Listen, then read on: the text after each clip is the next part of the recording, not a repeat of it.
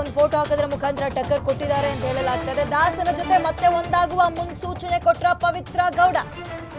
ದರ್ಶನ್ ಗೆಳೆತನದ ಪ್ರಸಾದ ಸಿಕ್ಕೇ ಸಿಗುತ್ತಾ ಅನ್ನೋ ವಿಶ್ವಾಸದಲ್ಲಿ ಪವಿತ್ರ ಇದ್ದಾರ. ಅದೇ ವಿಶ್ವಾಸದಲ್ಲೇ ಇನ್ಸ್ಟಾದಲ್ಲಿ ಪೋಸ್ಟ್ ಅಪ್ಲೋಡ್ ಮಾಡಿದ್ದಾರೆ ಪವಿತ್ರ ಗೌಡ. ಏನಂತ? ಶ್ರೀ ಆಂಜನೇಯ ಪ್ರಸನ್ನ ಆಂಜನೇಯ ಅಂತ ಪೋಸ್ಟ್ ಹಾಕಿದ್ದಾರೆ ಪವಿತ್ರ ಗೌಡ. ಇವತ್ತು ತನ್ನ ಗೆಳೆಯ ದರ್ಶನ್ ಗೆಳೆತನ ಮತ್ತೆ ಸಿಗುತ್ತೆ ಅಂತ ನಂಬಿದ್ರ, ಮತ್ತೆ ಗೆಳೆತನ ಸಿಕ್ಕೇ ಸಿಗುತ್ತೆ. ಆಂಜನೇಯ, ನಾನು ನಂಬಿರೋ ಆಂಜನೇಯ ವರ ಕೊಡ್ತಾನೆ ಅನ್ನುವಂತಹ ಅರ್ಥದಲ್ಲಿ ಪೋಸ್ಟ್ ಹಾಕಿದಾರ.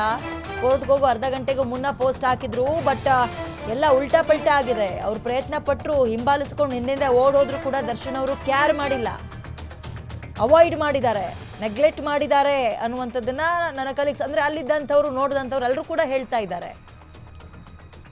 ಶ್ರೀ ಆಂಜನೇಯ ಪ್ರಸನ್ನಾಂಜನೇಯ ಅಂದ್ರೆ ಇಷ್ಟಾರ್ಥಗಳನ್ನ ಸಿದ್ಧಿಸ್ತಾನೆ ಆಂಜನೇಯ, ಅಂದ್ಕೊಂಡಿದ್ದೆಲ್ಲವೂ ಕೂಡ ಆಗುತ್ತೆ ಅನ್ನೋ ವಿಶ್ವಾಸದಲ್ಲಿ ಹೋದ್ರ ಪವಿತ್ರ ಗೌಡ ಅವರು.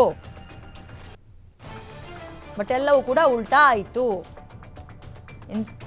ಮೋರ್ ಡೀಟೇಲ್ಸ್ ನನ್ನ ಕಲೀಗ ಅಗೇನ್ ಲಕ್ಷ್ಮೀ ನಾರಾಯಣ್ ನೀಡ್ತಾರೆ.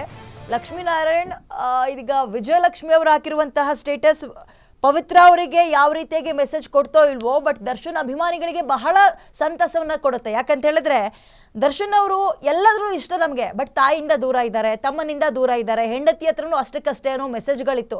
ಅದೆಲ್ಲವೂ ಒಟ್ಟಾಗಿದ್ದೀವಿ ಅಂತ ಒಂದು ಪೋಸ್ಟಲ್ಲಿ ಅವ್ರ ಪತ್ನಿ ತೋರಿಸ್ಕೊಟ್ಟಿದ್ದಾರೆ. ಮತ್ತೊಂದು ಕಡೆ ಈ ಪವಿತ್ರ ಗೌಡ ಅವರ ಪೋಸ್ಟ್.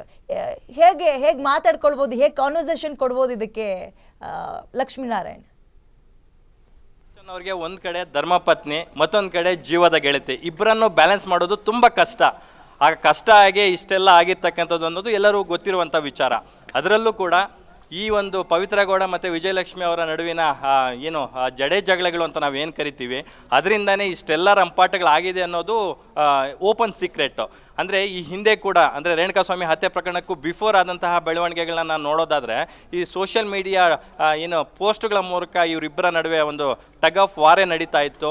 ಆ ಹಿನ್ನೆಲೆಯಲ್ಲಿ ಇಷ್ಟೆಲ್ಲ ನಡೀತು ಅಂತಕ್ಕಂಥದ್ದು. ಇವತ್ತು ಕೂಡ ಕೋರ್ಟ್ಗೆ ಹಾಜರಾಗೋದಕ್ಕೂ ಮೊದಲು ಶ್ರೀ ಆಂಜನೇಯ ಪ್ರಸನ್ನಾಂಜನೇಯ ಅಂತಕ್ಕಂಥ ಒಂದು ಇನ್ಸ್ಟಾ ಏನು ಪೋಸ್ಟನ್ನು ಮಾಡಿರ್ತಕ್ಕಂಥದ್ದು ಪವಿತ್ರ ಗೌಡ ಅವರು ನಮಗೆ ದೃಶ್ಯಾವಳಿಗಳಲ್ಲಿ ನೋಡ್ಬೋದು.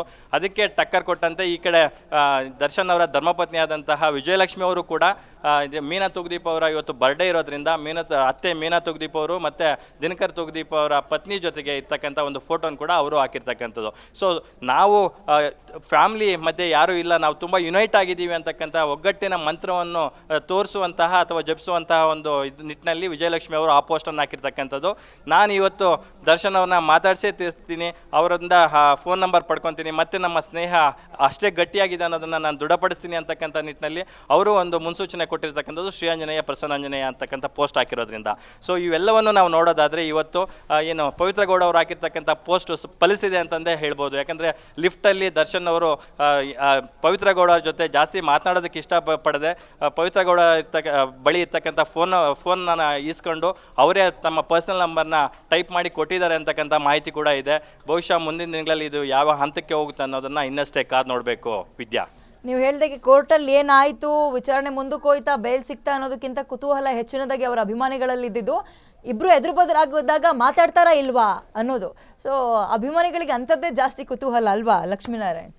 ಎಕ್ಸಾಕ್ಟ್ಲಿ ವಿದ್ಯಾ. ಏನಕ್ಕಂದರೆ ದರ್ಶನ್ ಅವರು ಕನ್ನಡ ಚಿತ್ರರಂಗದಲ್ಲಿ ಅತಿ ಹೆಚ್ಚು ಫ್ಯಾನ್ ಫಾಲೋವಿಂಗನ್ನು ಹೊಂದಿರತಕ್ಕಂಥ ಒಬ್ಬ ಸೂಪರ್ ಸ್ಟಾರು.